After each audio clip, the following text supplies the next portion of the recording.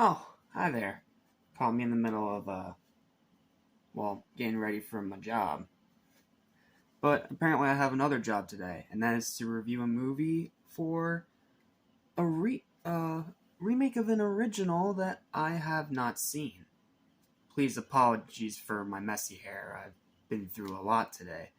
What's up? What's happening? What's going on, everybody? Welcome back to Animation Station. Welcome back to our 2024 movie reviews. Yeah, it's been a while, hasn't it? But let me just say that watching movies so far this year has been pretty tough, if you want to get my drift. That's kind of why I look so disheveled. It has just been such a very bad year for movies, in all honesty, so far. Because I've already seen 14 movies that are more than worthy of the worst list, and I've only seen 6 that are actually good. But thankfully, this is one of them. So, we get to talk about a good movie today, not a piece of crap. Cannot tell you how happy that makes me. And I tried to somewhat dress for the occasion, but this is the only button up I had on me, so please excuse my unformal attire.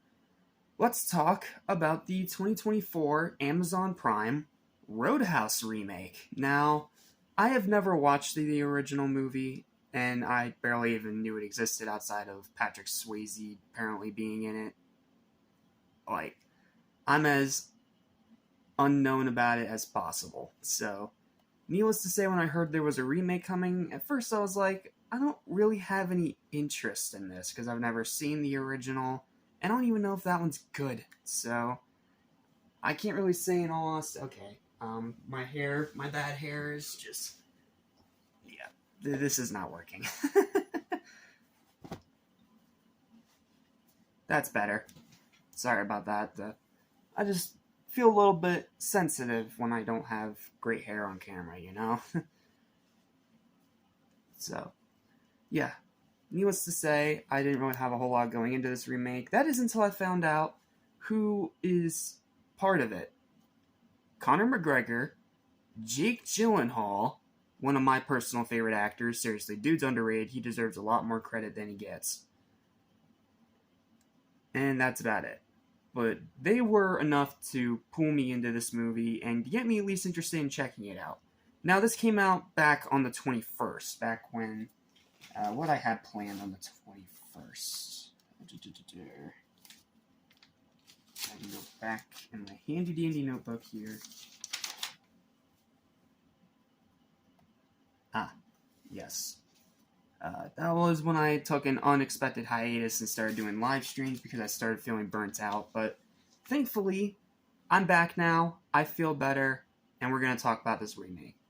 Now, I can't really review it as a remake per se because unlike other remakes like Friday the 13th, etc., I have not seen the original movies. So me trying to say how it is as a remake would kind of be unjustified because I would be pretty much lying to you and just reading off the consensus. So instead, I'm just going to talk about this as its own standalone thing, okay?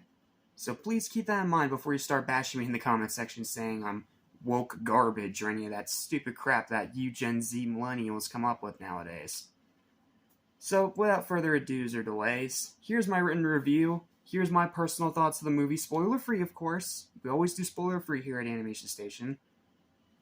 Of the Roadhouse 2024 remake. Hope you enjoy. Now, for context, I haven't watched the original, and due to a lack of time, I sadly won't be able to until things slow down next month. Like, it has just been nuts this month, man. So much stuff. So I'll be reviewing this as its own separate thing and make no comparison to the original movie. This review is what I think of it as a standalone film. So, the pros. Great cast, especially Jake Gyllenhaal, who continues to prove he is one of the best actors in the entire industry. Seriously, dude is underrated, he does not get enough credit, he is an amazing actor. Great story, fantastic action, the fight scenes are freaking awesome. Like, seriously, the fight scenes are the biggest reason to see this movie, outside of Jake himself. Superb cinematography, excellent direction, very good music, an insane final battle that lives up to the expectations. Surprisingly great humor that always landed. Like, this movie is surprisingly really funny, but not in a way you'd expect. let me try to explain. There are some movies that you expect comedy from, and you know the comedy is coming, and it lands. But here, sometimes with these kind of movies like this, it doesn't really feel like a movie that's supposed to be a comedy. Now, from what I've heard, the original is supposed to be cheesy and corny as hell. But this is not the original. This is a different version being made in modern times, so I was surprised when I saw how surprisingly funny this movie actually is. I laughed more than a few times, not only from some of the lines that came out of Jake's mouth because his character is supposed to be such a smartass, but also because it was just funny. Like, almost every joke that they threw at me landed and made me laugh, or at least made me crack a smile. So, yeah, I'm surprised that this was humorous, and I'm surprised it had such great humor. Likeable characters, a great runtime. It is 2 hours, but it's not like 2 hours, 30 minutes, 3 hours plus. Like, this is a long movie, but it's short by today's standards, if that makes any sense to you. Consistently good pacing, and it's just overall a lot of fun to watch. Like, this is a movie that's just straight up fun. Mixed aspect, Conor McGregor. I get this is his first time acting in a movie, so I'm gonna cut him a little slack. And I can definitely admit his physical acting is great all throughout. He definitely brought it with his physical acting, and whenever he's in a fight scene or needing to do some kind of choreography. He's doing a great job at that. I mean, he's a retired UFC fighter. He better freaking should be. But his actual acting does need some work, as most of his line delivery did come off pretty flat. Like, he's just a brute. He's just a wild, crazy brute, which I guess kind of his UFC personality, but at the same time, it doesn't really quite work with a movie and script and dialogue, because his character has no character. So, I get it's his first time, so I'm gonna go easy on him, but yeah, his acting needs some work. It's not very good. But his physical acting, that's where he shines. And then for the cons, and yeah, this movie has some problems. Here's my personal issues with it. The obnoxious product placement for UFC constantly, which is severely immersion breaking. Like, it's all over the trailers, it's all over the marketing. Like, this is apparently produced by UFC, sponsored by UFC, and brought to you by someone that was in the UFC. But, I mean, we get it. You don't have to tell us that 5 or 6 times, movie. Post Malone being nothing but a throwaway character for marketing value, despite being advertised heavily in the marketing, which is just straight up misleading. Like, they even gave him his own poster, even though he doesn't do shit in the movie. Like, he's there for marketing. That's all he's there for. He's there for marketing and to allow the people making this movie to use his music. And don't worry, it's the good Post Malone music. It's not the very, very crap stuff. It's the more modern, refined stuff. You'll understand what I mean when you see the movie. Villains that are very cliche and uninteresting. The villains in this movie suck. Like, there's no other word for it. They suck. A romance subplot that goes absolutely nowhere. Writing and dialogue at times can be pretty hit or miss. I mean, this movie isn't all that cheesy and corny, but every now and then it throws a corny line in there. Maybe it's a reference to the original, I don't know, but that's just what I see. And while the pacing is good, it's definitely a slow burn that actually feels longer than its runtime. Like, I got to the 45-minute mark and I asked myself how long this movie was, and apparently it was only 2 hours, but for some reason it felt like an hour had already passed. Like, it's a bit weird, but once you actually see the movie for yourself, you'll understand what I'm talking about. So, yep, that's my pros, that's my mixed aspects, and that's my cons. So, what's my overall thought on this movie? Can't say how it works as a remake, at least not justifiably, because I've never seen the original, I've only heard of it through word of mouth. But as its own standalone film, I can definitely say that it is a great time. Sure, it's far from a flawless knockout like Jake Gyllenhaal's previous movie, Southpaw. Like, seriously, go see Southpaw. It's so freaking good. But it's as entertaining as watching a real bar fight. If you've been in a bar and you've seen a bar fight break out, you know what I'm talking about. and it's more than worth the price of admission. So that's going to bring me to my final verdict for the Roadhouse 2024 remake, which may or may not be a little bit of a hot take because I've seen some people mixed on this movie. Some say it's great, some say it's okay, and then some say it's really bad.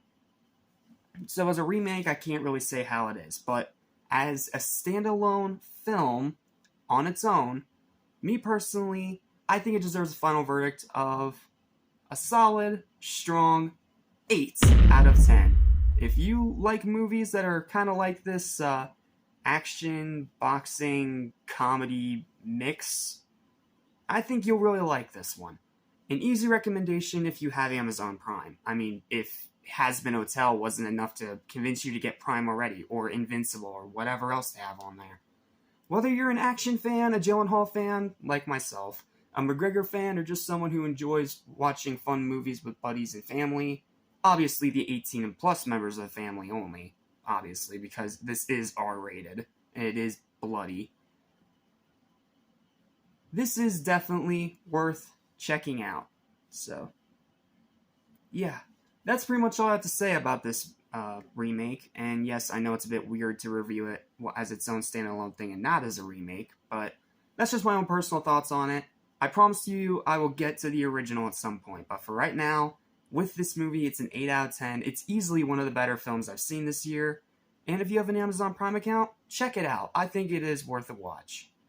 Now, is it going to be super high on your rewatch scale?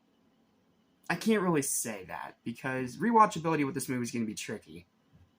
Especially, again, if you're a person that has seen the original, like most people. But if you're like me and you haven't seen the original, I'd say this is probably worth at least a couple of rewatches just to make sure you don't miss any of the nice little minor details or whatever they may or may not throw in there. So, yeah, that's going to do it for this review of the Roadhouse 2024 movie. Thank you guys so much for watching. Please don't forget to like, share, and subscribe for more videos like this almost every single day. And, stay tuned, because I think, when is it? Let me check my binder again, because I have more movies planned to review. I don't remember what's next. Okay, it's not till the 25th. Okay. So, our next movie review won't be until the 25th of March. And today is the 23rd, so 2 days from now we start doing another movie review. This one's going to be a series. And it's one you may or may not be familiar with, and one I may or may not piss you off with my personal thoughts on it.